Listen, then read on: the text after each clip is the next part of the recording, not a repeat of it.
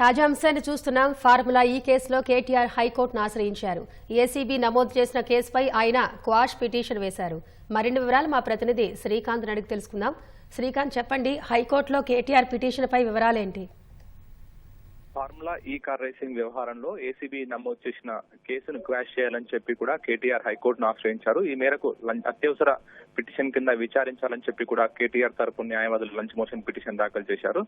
Lunch motion petition సంబంధించిన petition justice Shravan Kumar వద్దకు వెళ్ళింది. జస్టిస్ శ్రావణ్ కుమార్ దీని సందర్భంగా అంటే ఉదయం 10:30 గంటల సమయంలో కోర్టు ప్రారంభ సమయంలో ఈ లంచ్ మోషన్ పిటిషన్ గా ఈ పిటిషన్ స్వీకరించాలని చెప్పి కూడా కేటీఆర్ తరపు న్యాయవాదులు కోరారు. అయితే దానికి సంబంధించి పబ్లిక్ ప్రాసిక్యూటర్ అభ్యంతరం కూడా వ్యక్తం చేశారు.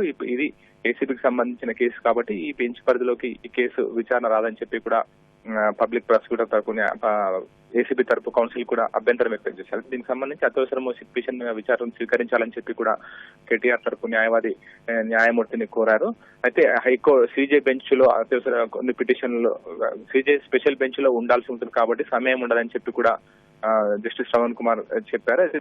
తర్వాతనే ఆ సీజే బెంచ్ లో స్పెషల్ బెంచ్ లో విచారణ పూర్తయ్యాక ఈ రెగ్యులర్ బెంచ్ లోకి వచ్చాక ఈ పిటిషన్ విచారణ స్వీకరించాలని చెప్పి కూడా కేటీఆర్ తరపు న్యాయవాదులు కోరారు. అయితే ఈ మేరకు justice Shravan Kumar CJ bench వద్ద మెన్షన్ చేయాలని చెప్పి కూడా కేటీఆర్ తరపు న్యాయవాదులకు సూచించారు. ఆ తర్వాత కేటీఆర్ తరపు న్యాయవాదులు సీజే బెంచ్ లో కూడా ఈ విషయాన్ని మెన్షన్ చేశారు. అయితే జ్యుడిషియల్ రిజిస్ట్రీకి నోట్ పెట్టాలని చెప్పి కూడా సీజే బెంచ్ కేటీఆర్ తరపు న్యాయవాదులను ఆదేశించారు. ప్రస్తుతం ఈ జ్యుడిషియల్ రిజిస్టర్ కి నోటు కూడా పెట్టారు. దీని తర్వాత అంటే మధ్యాహ్న భోజన విరామం తర్వాత జస్టిస్ శ్రావణ్ కుమార్ కోర్టులో ఈ కేటీఆర్ సంబంధించిన అత్యవసర పిటిషన్ విచారణకు ఉండే అవకాశం ఉంది. ఎందుకంటే జ్యుడిషియల్ రిజిస్టర్ ఈ నోటుకు సంబంధించి నిర్ణయం తీసుకున్న తర్వాత కేటీఆర్ అత్యవసర పిటిషన్ పై విచారణ చేపట్టే అవకాశం ఉంటుంది. ప్రధానంగా ఈ కేసు అంటే తప్పుడు కేసు నమోదు చేశారు దీనికి సంబంధించి అని చెప్పి కూడా పిటిషన్ లో పేర్కొన్నారు.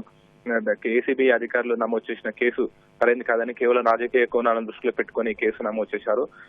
అందులో బదిలీ జరిగింది అంటే డబ్బులు బదిలీ జరిగిన విషయం అంతా కూడా ట్రాన్స్పరెంట్ గా జరిగింది. ఎక్కడ కూడా అక్రమాలు చోటు చేసుకోలేదు, ఎక్కడ కూడా నిబంధనలు ఉల్లంఘించలేదు. కేవలం హైదరాబాద్ ఖ్యాతిని పెంచడానికి ఈ విధంగా ఫార్ములా ఈ కార్ రేసింగ్ నిర్వహించడానికి తగిన నిర్ణయం తీసుకోవడానికి దానిలో భాగంగానే నగదు బదిలీ జరిగింది. ఆ మేరకు బదిలీ జరిగినట్టు సంబంధిత ఫార్ములా ఈ ఆపరేషన్ సంస్థ కూడా 55 కోట్లు తమ ఖాతాలోకి బదిలీ అయినట్టు కూడా చెప్పింది. ఇక్కడ ఎక్కడ అక్రమాలు చోటు చేసుకోలేదని చెప్పి కూడా ఆ పిటిషన్ లో పేర్కొన్నారు. ఆ పిటిషన్ సంబంధించి అత్యవసర పిటిషన్ గా స్వీకరించాలని చెప్పి కూడా దీనికి పేరుకే కోరారు. కాబట్టి ఈ వాదనలన్నీ కూడా ఒకవేళ భోజన విరామం తర్వాతే అత్యవసర పిటిషన్ కింద ఈ పిటిషన్ విచారణకు స్వీకరిస్తే దీనికి సంబంధించిన వాదనలన్నీ కూడా కేటీఆర్ తరపు న్యాయవాదుల విచారణ వాదించే అవకాశం ఉంటుంది. నరీష, ధన్యవాదాలు శ్రీకాంత్.